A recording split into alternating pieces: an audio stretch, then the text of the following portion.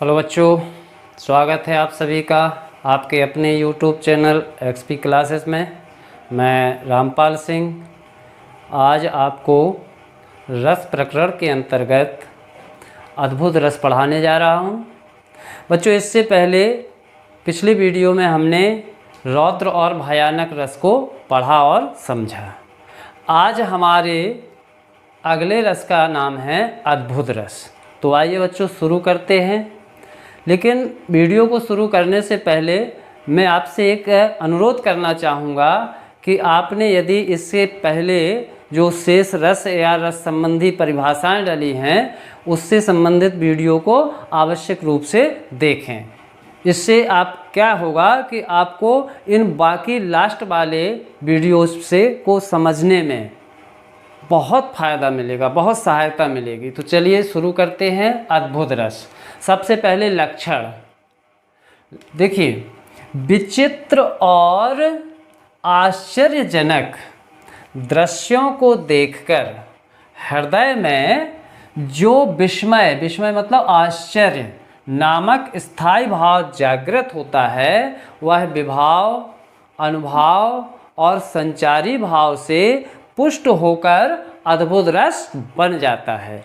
प्यारे बच्चों, जब हम कोई ऐसी चीज़ देखते हैं जिस पे हमें सहज ही विश्वास नहीं होता, शॉकिंग वाली चीज़, ठीक, तो ऐसी स्थिति में चाहे वो हम कोई विचित्र वस्तु देखें या विचित्र स्थान देखें या कोई आश्चर्यजनक दृश्य के बारे में किसी से सुने, तो और उस पर हमें अगर विश्वास नहीं होता तो तुरंत ही हमारे हृदय में एक अविश्वसनीयता, एक आश्चर्य, एक विस्मय जाग जाएगा। और यही जब विभाव, अनुभाव और संचारी भाव से पुष्ट हो जाएगा तो फिर अद्भुत रस बन जाएगा। ठीक, जैसे उदाहरण के लिए हम नीचे देखें कि आगे नदियाँ खरी अपार, घोड़ा कैसे उतरे पार, जब तक राणा करें विचार तब तक चेतक था उस पार।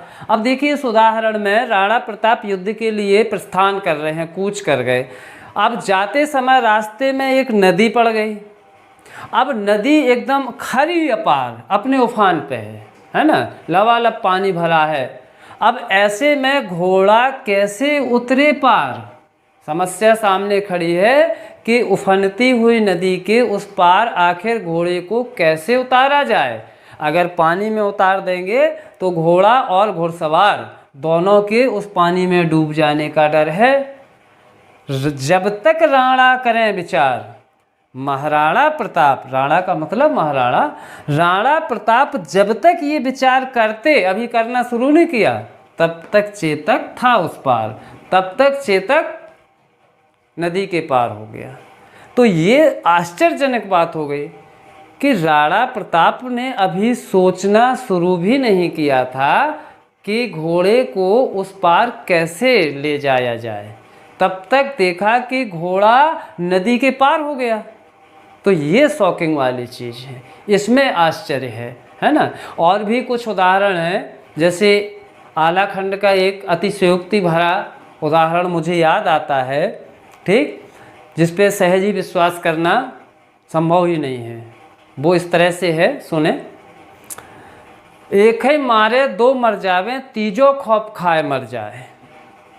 अब सोचिए, ये आलाखंड का एक छंद है, उसमें है कि हमारे जो वीर योद्धा थे, आल्हा के जो वीर योद्धा थे, वो इतने शक्तिशाली थे कि एक ही मारें, एक को मारते थे, दो ही मर जावे, दो मर जाते थे। तलवार एक पे चलाई और मर गए दो, और तीजो खौफ खाए मर जाए, और तीसरा तो खौफ ही में मर गया।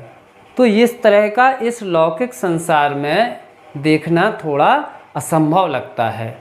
या जादूगर वगैरह जब आपको कुछ जादू की चीज़ें दिखाते हैं तब भी आपको आश्चर्य होता है, हैं? या आपने कुछ पौराणिक कथाएं सुनी हो तो उन पौराणिक कथाओं में जो है वहाँ पर आपने देखा है जब मैया यशोदा ने श्री कृष्ण से कहा कि तुमने मिट्टी खाई है, मुंह खोल के दिखाओ। जब श्री कृष्ण ने मुंह खोल के दिखाया तो माता यशोदा को श्री कृष्ण के मुंह के अंदर सारा ब्रह्मांड नजर आया, सब चर अचर निर्जीव जीव, ठीक। तो ऐसी स्थिति में जो है माता यशोदा अवाक रह गई। ठीक, तो यही जब हम किसी चीज़ पर साधारणतः विश्वास ना कर पाएँ उसे कहा जाता है विस्मय या आश्चर्य।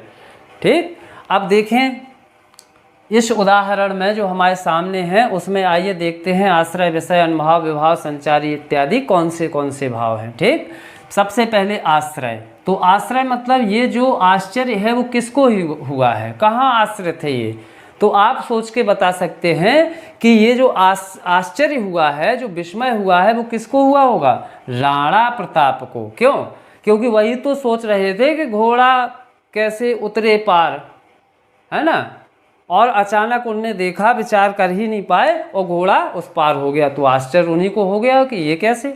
अच्छा, विषय आखिर कैसे आश्चर्य हुआ, तो कैसे आश्चर्य हुआ, क्यों आश्चर्य हुआ, चेतक की फुर्ती, यानी चेतक की जो क्षमता थी, जो फुर्ती थी, है ना, वो उफनती नदी को भी और पलों में क्या क्षणों में लांघ गया। ठीक, तो विषय था चेतक की फुर्ती। अच्छा, अब जब ये सब देखा होगा राणा ने तो क्या अनुभव किया होगा, अर्थात उनकी क्या रिएक्शन रहे होंगे, तो रिएक्शन क्या रहे होंगे, आंखें एकदम खुली रह गई होंगी, अवाक, मुँह भी बिल्कुल खुला रह गया होगा आश्चर्य में, और एक जगह जहाँ के तहाँ खड़े रह जाना, ये सब क्या कहलाते हैं, अनुभाव। ठीक, और संचारी भाव, संचारी भाव में आपका हर्ष, क्योंकि कई बार हमें हर्ष मिलता है जब मान लो कोई जादूगर जादू दिखाता है तो हमारे घर की कोई वस्तु उठा के हमारे सामने ला के रख देता है, या अपने आप से कोई कबूतर बना देता है। ठीक, तो हमें उस समय हर्ष होती है। ठीक, चपलता होती है, स्मृति होती है, रोमांच भी होता है। ठीक, ये रोमांच भी आप चाहें तो इसमें जोड़ सकते हैं, हमारे रोए खड़े हो जाते हैं, रोमांच का मतलब होता है रोमों का खड़ा हो जाना। ठीक, तो रोमांच आदि ये जो है वो संचारी भाव हैं। ठीक, तो अद्भुत रस के बाद अब आता है आपका शांत रस। यद्यपि बहुत से विद्वानों ने केवल 8 ही रस माने हैं और वो 8 रस आपके हो भी गए हैं, लेकिन कुछ ऐसे भी विद्वान हैं जो अन्य 3 रसों को भी मानते हैं। पहले 8 रस ही भरत मुनि के अनुसार 8 रस थे, फिर इसके बाद कुछ लोगों ने शांत को भी रस माना तो 9 रस हो गए, और ज़्यादातर आज भी कहा जाता है कि नवरस। लेकिन इसके बाद वात्सल्य और भक्ति रस और जोड़ दिए गए। तो इस तरह से अगर हिंदी में हम रसों की कुल संख्या की बात करें तो ये 11 हो जाते हैं। ठीक, तो अब जो हमारा 9वां रस है वो है शांत रस। ठीक, शांत रस ये। ठीक, तो आइए शांत रस का सबसे पहले लक्षण सुनिए। शांति कब मिलती है, तो देखिए मोक्ष की भावना हो, या अध्यात्म की भावना हो, या फिर अपने हृदय में वैराग्य पैदा हो जाए। वैराग्य का मतलब होता है संसार के प्रति उदासीनता, अर्थात ना हमें किसी के सुख में सुख मिले, ना किसी के दुख में दुख मिले। तो इस स्थिति को कहा जाता है निर्वेद, और यही निर्वेद अंततः शांत रस में बदल जाता है। ठीक, तो जब मन में वैराग्य की भावना हो, या कोई मोक्ष आदि की भावना हो, या परमात्मा विषयक हमें ज्ञान प्राप्त हो जाए, तो ऐसी स्थिति में जो निर्वेद या सम पैदा होता है वही बन जाता है आपका शांत रस। ठीक, तो लक्षण कुछ इस तरह से होगा कि देखिए मोक्ष आदि की भावना या संसार से वैराग्य, वैराग्य का मतलब होता है विराग, विराग का मतलब उदासीनता, संसार से वैराग्य उत्पन्न होने पर जो नहीं हृदय में जो निर्वेद, निर्वेद मतलब शम, शम मतलब शांति, ठीक, निर्वेद नामक स्थायी भाव,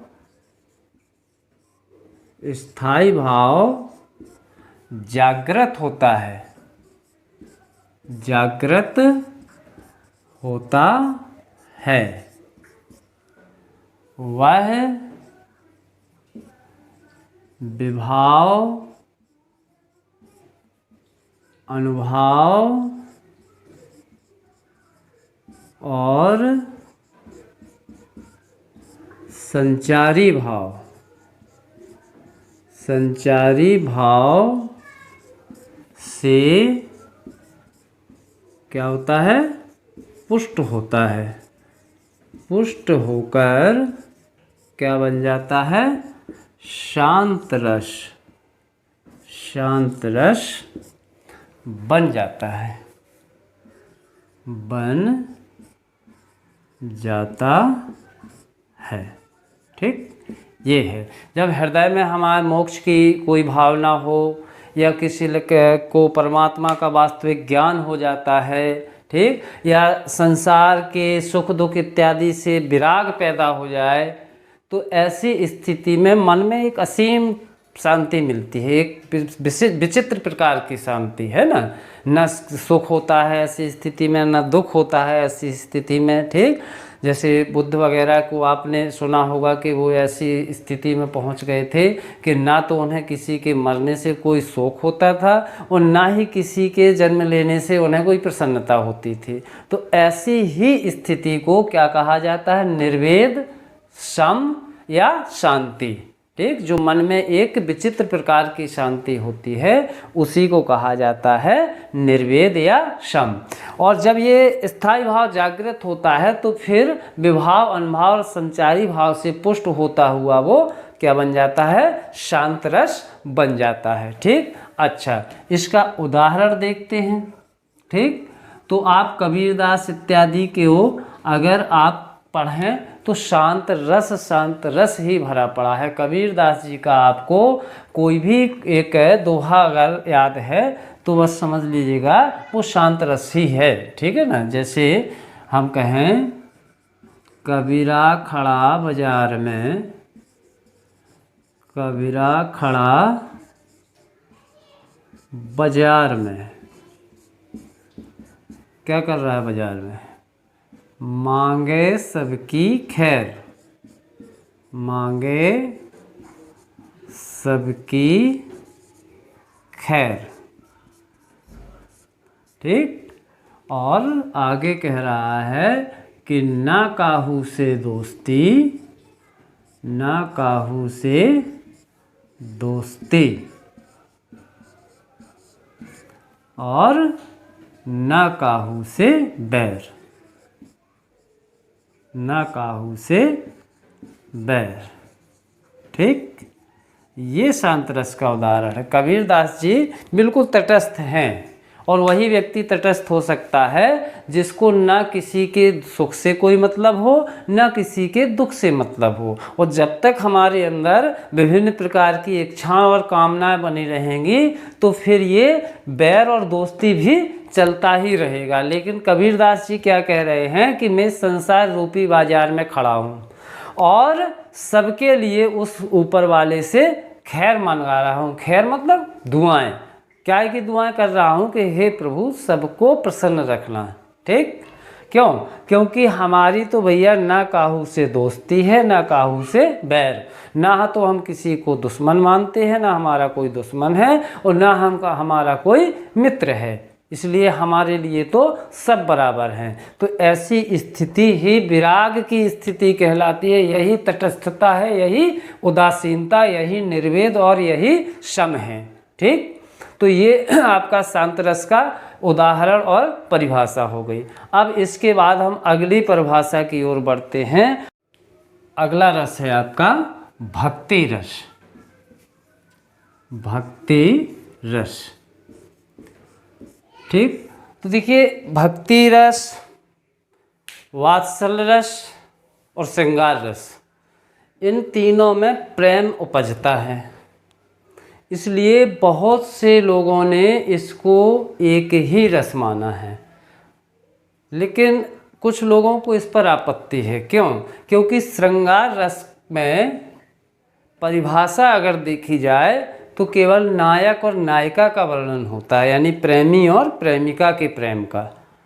जबकि भक्ति में प्रेम तो होता है, परंतु प्रेमी और प्रेमिका का प्रेम नहीं होता है। उसमें अपने आराध्य के प्रति प्रेम होता है, अपने गुरु के प्रति प्रेम होता है और अपने माता पिता के प्रति प्रेम होता है। तो इसको श्रृंगार रस कैसे माना जा सकता है? प्रेम तो है, लेकिन ये जो है वो गुरुजन संबंधी प्रेम है। और वहीं वात्सल्य है जो, उसमें भी प्रेम है, लेकिन वात्सल्य रस में नायक नायिका का प्रेम नहीं होता है और ना ही वहाँ माता पिता गुरुजन या ईश्वर विषयक प्रेम होता है। वहाँ होता है बाल विषयक, शिशु विषयक प्रेम। बच्चों से, शिष्यों से जो हम प्रेम करते हैं उसे वात्सल्य में लेते हैं। तो इस तरह से हम श्रृंगार रस को भक्ति और वात्सल्य से कैसे जोड़ सकते हैं?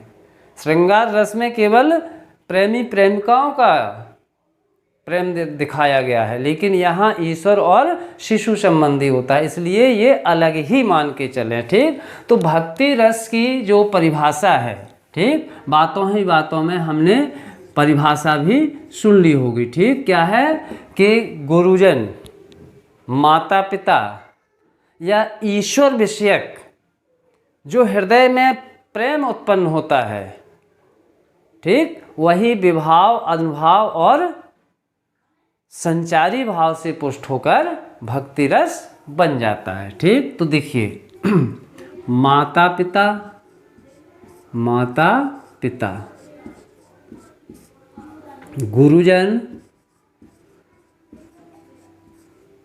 गुरुजन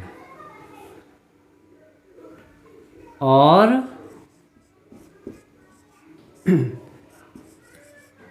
ईश्वर विषयक, ईश्वर विषयक प्रेम में भक्ति रस, भक्ति रस होता है।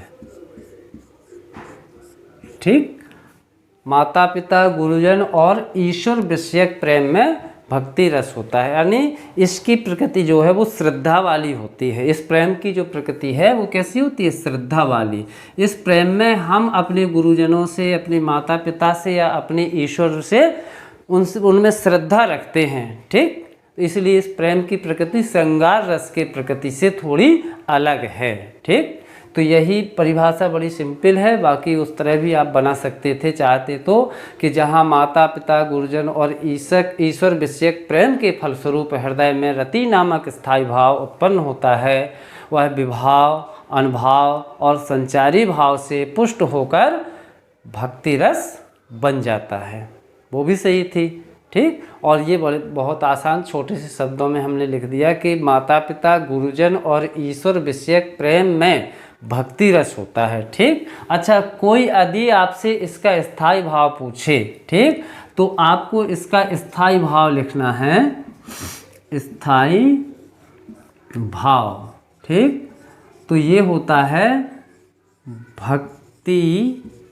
ठीक, भक्ति रस होता है और भक्ति इसके स्थायी भाव में आती है। ठीक, कुछ लोग इसको रति भी मानते हैं। ठीक है, तो जो आपको ऑप्शन में मिल जाए वो सही होता है, या आप ऐसे ही लिख सकते हैं कि भक्ति या रति। ठीक है ना, रति का मतलब भी प्रेम होता है, भक्ति का मतलब प्रेम होता है, बस उसकी प्रकृति में अंतर हो जाता है। खैर, आप देखते हैं इसका उदाहरण भक्ति रस का। ठीक, तो आप मध्यकाल के किसी भी साहित्यकार को उठा लीजिएगा, वो भक्त कवि ही हुआ है। ठीक, जैसे कि हम बात करते हैं इस उदाहरण की। ठीक, देखिए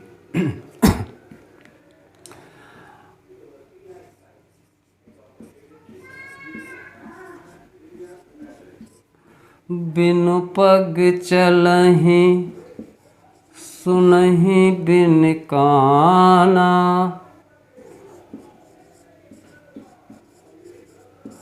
सुनहि बिनु काना, और कर बिनु करे, कर बिनु करे करम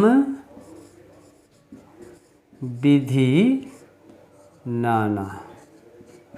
ठीक, यहाँ भक्त जो है वो अपने ईश्वर की प्रशंसा करते हुए कह रहा है, बिन पग चलहि सुनहि बिन काना, कर बिन करे करम विधि नाना। यानी बिना पैरों के चलता है, सुनह बिन काना, और बिना कानों के सुनता है, और कर बिन, कर मतलब हाथ, हाथों के बिना, हाथ भी नहीं है लेकिन कर्म करे विधि नाना, विभिन्न प्रकार के कार्य भी करता है, अर्थात सारे संसार को नियंत्रण में रखता है। हाथ नहीं है तो ये कौन हो सकता है? ये मेरा ईश्वर ही हो सकता है, ये मेरा आराध्य ही हो सकता है। ठीक, तो इस तरह से ये भक्ति रस है। और भी सैकड़ों आपको दोहे मिल जाएंगे। मैं नहीं कहता हूँ कि आप मेरे इसी उदाहरण को रट के जाएँ। बंदहु गुरुपद परंपरागा, है ना, सुरच सुभाष सरस अनुरागा, है ना। तो ऐसे सैकड़ों आपको उदाहरण मिल जाएंगे जिसमें भक्ति रस पड़ी होगी। चाहे आप सूरदास को ले लें, ठीक, अब की राख ले हु भगवान, हों नाथ बैठो द्रुमडरिया पारधि साधे बान, ताके डर में भाजो चाहत ऊपर ढुको सचान। ठीक, तो इस तरह से आप इधर भी ले सकते हैं। और या आप अवगति गति कछु कहत ना आवे, ज्यों जहाज, है ना, को पंछी उड़ पुन जहाज पे आवे। तो भक्ति रस के लिए आवश्यक नहीं है कि जो मैंने आपको लिखाया है वही आपका उदाहरण होना चाहिए। ठीक, अच्छा, अब इसके बाद भक्ति रस के उपरांत हम आते हैं अंतिम रस में, वो है हमारा वात्सल्य रस। ठीक, इसमें भी प्रेम दर्शाया जाता है, वात्सल्य रस में भी प्रेम ही होता है। ठीक, ऐसा नहीं है कि इसमें कुछ, लेकिन बस प्रेम की प्रकृति बदल जाएगी। प्रेम तीन प्रकार से होता है। ठीक, तीन क्या और भी होते हैं, एक दास विषयक होता है, लेकिन एक प्रेम होता है नायक नायिका वाला प्रेम, एक प्रेम होता है अपने से बड़ों के प्रति श्रद्धा दिखाने वाला प्रेम, और एक होता है अपने से छोटों के प्रति स्नेह जो हम करते हैं वो वाला प्रेम। तो वात्सल्य में वो यही वाला रूप हमें देखने को मिल रहा है। कौन सा? स्नेह करने वाला। ठीक, वात्सल्य रस। तो वात्सल्य रस का लक्षण क्या बनेगा? वात्सल्य रस का जो लक्षण है वो बनेगा जब हम अपने पुत्र आदि या शिष्य आदि के प्रति स्नेह का भाव प्रदर्शित करते हैं तो वहाँ पर वात्सल्य रस होता है। ठीक, या इस तरह कहें, हम बहुत विस्तार से परिभाषा कर लिखना है तो पुत्र आदि या शिष्य आदि के प्रति स्नेह के भाव से जब रति नामक स्थायी भाव जागृत होता है तो वह विभाव, अनुभाव और संचारी भाव से पुष्ट होकर क्या बन जाता है? वात्सल्य रस बन जाता है। ठीक, इसका जो स्थायी भाव है वो वात्सल्य भी है, स्नेह भी है और रति भी है। ठीक, लेकिन रति ना लिखें, ठीक, क्योंकि हिंदी के कवियों ने अब इसे मानना स्वीकार नहीं किया है कि इसका भी स्थायी भाव रति हो सकता है। तो इसका स्थायी भाव आप वात्सल्य या स्नेह लिख सकते हैं। खैर, देखिए इसका लक्षण बनेगा पुत्र आदि, पुत्र आदि तथा शिष्य आदि के प्रति, पुत्र आदि तथा शिष्य आदि के प्रति हृदय में जो स्नेह जागृत होता है, स्नेह जागृत होता है। ठीक, वह विभाव, अनुभव और संचारी भाव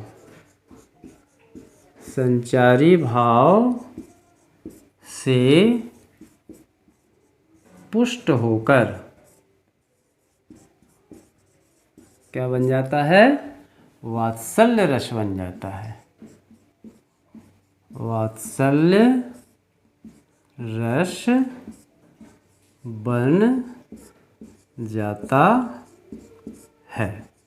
ठीक, ये आपकी परिभाषा है कि पुत्र आदि तथा शिष्य आदि के प्रति हृदय में जो स्नेह जागृत होता है वह विभाव, अनुभव और संचारी भाव से पुष्ट होकर के वात्सल्य रस बन जाता है। ठीक, अच्छा, अब देखिए इसमें बात करें अगर हम विभाव आदि की, तो देखिए विभाव क्या हो सकता है? विभाव हो सकते हैं गुरुजन, माताजन इत्यादि। ठीक, क्योंकि इन्हीं के अंदर हमें आना है। और विभाव में जो आलम्बन थे वो हो जाएंगे गुरुजन, माताजन, क्योंकि अंततः जो आश्रय मिल रहा है बस स्नेह को, वो गुरु और माताओं पे मिल रहा है। और जो बच्चे हैं या जो शिष्य हैं, शिशु हैं, शिष्य हैं, बच्चे हैं, जो भी हैं, ये क्या कहलाएंगे? ये विषय कहलाएंगे, क्योंकि इन्हीं की चेष्टाओं को, अटखेलियों को देखकर ही तो हृदय में स्नेह उमड़ता है ना। तो ये जो बच्चे हो गए, शिष्य आदि हो गए, वो क्या हो जाएंगे? आपके विषय हो जाएंगे। बात करें अगर हम अनुभव की, तो देखिए यहाँ अनुभव क्या होगा? हमारे बच्चों की हरकतें, ठीक, उनकी तोतली बोली, घुटनों के बल चलना, है ना, या कुछ इस तरह की हरकत करना जो सहज ही विनोदपूर्वक लगे, मनोरंजक लगे, है ना। तो ये सब चीज़ें जो हैं वो अनुभव के अंतर्गत आ जाएंगी। और संचारी भाव में हर्ष आएगा, इसमें चपलता आएगी, इसमें, है ना, चित्त विकास भी होगा। तो ये हो गया आपका वात्सल्य रस के सब चीज़ें। तो यहाँ हम चाहें तो लिख भी सकते हैं कि जो वात्सल्य रस है, तो वात्सल्य रस का स्थायी भाव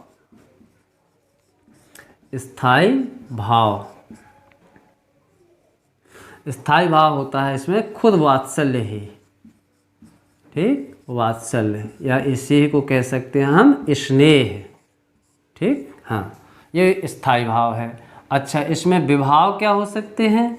तो विभाव में देखिए आप आलम्बन की जहाँ तक बात करें, आलम्बन, ठीक, तो आलम्बन जो है इसमें हो सकते हैं गुरुजन, ठीक, गुरुजन, माता पिता, ये क्या थे? ये आश्रय थे। और इसी आलम्बन में शिशु, है ना, बच्चे इत्यादि जो हैं वो क्या हो जाएंगे? विषय हो जाएंगे। ये क्या हो जाएंगे? विषय हो जाएंगे। ठीक है ना। अच्छा, इसके बाद अब बात करते हैं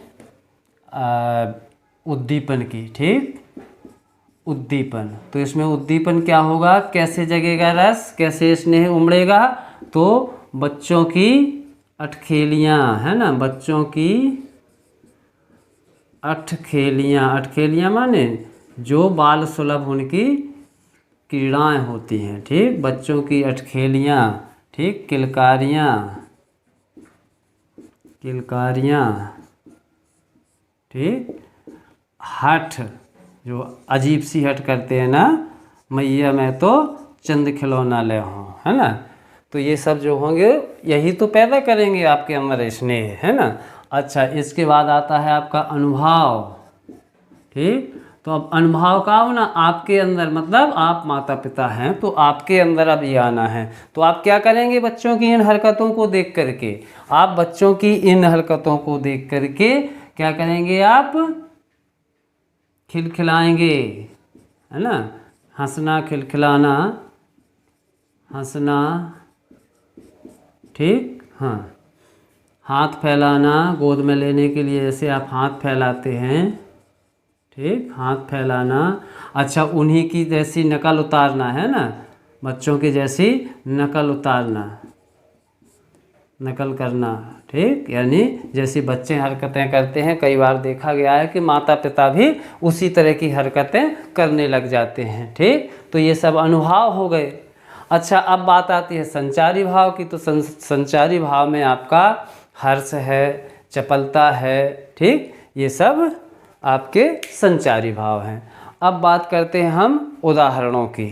ठीक, तो इसका हम उदाहरण देने से पहले थोड़ी सी बात करेंगे कि जिस तरह से हमारा श्रृंगार रस दो भागों में बट जाता है ना, उसी तरह से वात्सल्य रस भी दो भागों में बट जाता है। देखिए, हमारा बच्चों के प्रति जो स्नेह है वो दो तरीके से उमड़ता है। देखो कैसे, एक तो जब बच्चे हमारे पास होते हैं और वो अजीबोगरीब हरकतें करके हमें मनमुदित करते हैं, प्रसन्नचित्त करते हैं। ठीक, और दूसरा ऐसा होता है कि जब बच्चे हमसे दूर हो जाते हैं तो उस समय भी हमें उनकी बहुत याद आती है। ठीक, तो इस तरह से दो तरीके का, जैसे उधर था ना वियोग और संयोग, ऐसे ही यहाँ भी होता है कि एक होता है संयोग स्नेह। क्या होता है? संयोग स्नेह। ठीक, और एक होता है वियोग स्नेह। ठीक, वो इधर दूसरा लिख देंगे, संयोग स्नेह और वियोग स्नेह, वियोग स्नेह। ठीक, अब संयोग मतलब जब बच्चे आपके साथ हैं, आपके सामने हैं और वो कुछ अटखेलियाँ कर रहे हैं, शिशु हरकतें कर रहे हैं, बाल सुलभ क्रीड़ाएँ कर रहे हैं, तो वहाँ संयोग स्नेह होगा। ठीक, जैसे किलकत कान्ह घुटरुअन आवत, किलकत कान्ह घुटरुअन, घुटरुअन आवत। ठीक, किलकत कान घुटरुअन आवत। और मणिमय कनक नंद के आंगन, मणिमय कनक नंद के आंगन, नंद के आंगन। बिंब पकड़बो धावत, बिंब पकड़बो धावत। ठीक, ये जो है ये संयोग है। यहाँ पे कान्हा जो है किलकत कान्हा, कान्हा मतलब कान्हा, कान्हा जो है किलकारी मारते हुए घुटरुअन आवत, घुटनों केवल चले आ रहे हैं। कहाँ? मणिमय कनक नंद के आंगन, जो नंद बाबा का मणियों और सोने, मणिमय माने मणियों से, कनक माने सोने से बना हुआ जो आंगन है, उस आंगन में कान्हा की परछाई दिख रही है। बिंब मतलब परछाई, और उस परछाई को, उस बिंब को पकड़ने के लिए वो घुटनों के बल दौड़े चले आ रहे हैं। ठीक, तो बालकों की इस हरकतों को देख करके प्रत्येक व्यक्ति के अंदर सहज स्वाभाविक स्नेह जागेगा, है ना। मैया में तो चंद खिलौना ले हों। ठीक, तो इस तरह से भी बालकों में इनकी इस तरह की अजीब हट को देख करके मन में एक विनोद पैदा होगा, है ना। मैया में तब सब गाय चरे हों, प्रात होत बल के संग रहे हों, तेरे कहे न रहे हों। कान्हा कह रहे यशोदा से कि मैया मैं तो अपनी सब गायें चराऊँगा, जैसे ही प्रातः होगा मैं बल के साथ रहे हों, यानी बदलाव के साथ जाऊंगा, तेरे कहे न रहे हों। अब तू रोकेगी भी तो मैं नहीं रुकूंगा, अब तो मैं गाय चराने जाऊंगा। एक दिन गाय चराई, दूसरे दिन कह रहे हैं कि मैया ना हो चराही, मैया ना हो चरे हों गाई, सिगरे ग्वाल घिरावत मुँह से मेरे पाँव पिराई। यानी कि अब मैं दूसरे दिन कह रहे हैं मैं अब गाय चराने नहीं जाऊंगा। क्यों?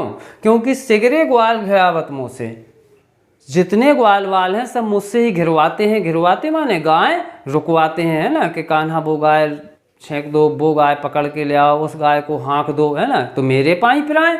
वो कह रहे हैं कि अब मेरे पैर पिरा रहे हैं, इसलिए मैं अब नहीं जाऊंगा। तो ये इस तरह की हरकतें संयोग स्नेह पैदा करती हैं ना, मन में कहीं ना कहीं प्रसन्नता लाती हैं। और एक होता है वियोग स्नेह। देखो जैसे ये है, आप देखेंगे इसको, संदेशो संदेशों देवकी सो कहियो, संदेशो देवकी सो कहियो, है ना। हाँ तो धाय तिहारे सुत की, हाँ तो धाई तिहारे सुत की, तिहारे सुत की, दया करत ही रहियो, दया करत ही रहियो। ठीक, ये यहाँ क्या होता है कि जो देवकी है और एक है माता यशोदा, और श्री कृष्ण दोनों के ही पुत्र कहलाए, जशोदा नंदन भी कहलाए और देवकी नंदन भी कहलाए, क्योंकि देवकी ने पैदा किया, यशोदा ने पालन किया। तो इस तरह से दोनों के पुत्र कहलाए। बचपन उन्होंने यशोदा माता के साथ बिताया और किशोरावस्था के बाद जैसे ही मथुरा गए फिर वापस वो नंदगांव में आए ही नहीं। ठीक, तो जब श्री कृष्ण नंदगांव से मथुरा चले गए और वहाँ पर कंस वध करने के उपरांत वहीं अपने माता पिता देवकी और वसुदेव के साथ रहने लगे, तो इधर बेचारी यशोदा जो है बड़े वियोग में है। लेकिन किसके वियोग में? वियोग वो श्रृंगार वाला अलग होता है, वो प्रेमी का वियोग होता है। यहाँ किसके वियोग में? अपने पुत्र के वियोग में, कान्हा के वियोग में। तो वो देवकी के हाथों एक संदेशा भिजवाती है, देवकी को संदेशा भिजवाती है। क्या कि संदेशो देवकी सो कहियो, है ना। संदेशो देवकी सो कहियो, संदेशो देवकी सो कहियो। मतलब यशोदा मैया कह रही हैं कि मेरा ये संदेशा जाकर देवकी से कह देना। क्या कह देना? कि हाँ तो धाई तिहारे सुत की, वैसे तो मैं तुम्हारे सुत की मतलब पुत्र की केवल धाय हूँ। धाय कहलाती है पालन करने वाली माँ। ठीक, पैदा करने वाली माँ अलग होती है और पालन पोषण करने वाली माँ अलग होती है। तो कह रही हाँ तो धाई तिहारे सुत की, वैसे तो मैं तुम्हारे वास्तव में कान्हा की माँ नहीं हूँ, मैं केवल उसकी धाय हूँ, लेकिन फिर भी मुझे लगता है कि तुम शायद उसकी सही देखभाल ना कर पाओ। तो कह रही है दया करत ही रहियो, मेरे ऊपर इतनी दया करते रहना कि मेरा जो लाड़ लड़ैता मोहन है, अब इसके आगे है, मतलब मैं पूरा नहीं गाया ना, पूरा बताया है कि मेरा जो कान्हा है वो बड़ा शर्मीला है, और सुबह सुबह उसे माखन रोटी भाती है, माखन रोटी अच्छी लगती है, लेकिन शर्म और संकोच से वो तुमसे मांगेगा नहीं। इसलिए एक काम करना कि सुबह होते ही उसे माखन रोटी खिला देना। ठीक, अच्छा, फिर आगे कहती है कि नहाने से भी बहुत डरता है, इसलिए उसको क्रम करके समझा बुझा करके और नहलाना। ठीक, इस तरह से किससे? देवकी से कह रही है। कौन? माता यशोदा। चूँकि देवकी को भी पता होगा कि अब कृष्ण इतना बड़ा हो गया है, अब ये सब नहीं करता होगा, लेकिन माता का हृदय तो माता का है। तो यहाँ वियोग प्रकट हो रहा है ना, दर्द प्रकट हो रहा है। संदेशों देवकी सो कहियो। ठीक, तो इस तरह से वात्सल रस के भी दो भेद हो गए आपके, संयोग स्नेह और वियोग स्नेह। ठीक, तो इस तरह से आपके बच्चों सारे रस समाप्त हुए और पूरी तरह से जितना संभव हो सका आपको व्यवस्थित तरीके से उदाहरणों के माध्यम से आपको मैंने स्पष्ट करने का प्रयास किया है। आशा करता हूँ आपको ये सब वीडियो जो रस संबंधी थे बड़े ही पसंद आए होंगे, और यदि आपको पसंद आ रहे हैं हमारे वीडियो तो फिर लाइक और शेयर और सब्सक्रिप्शन में कंजूसी नहीं करनी चाहिए। तो चलिए मिलते हैं अगले वीडियो में, तब तक के लिए नमस्कार।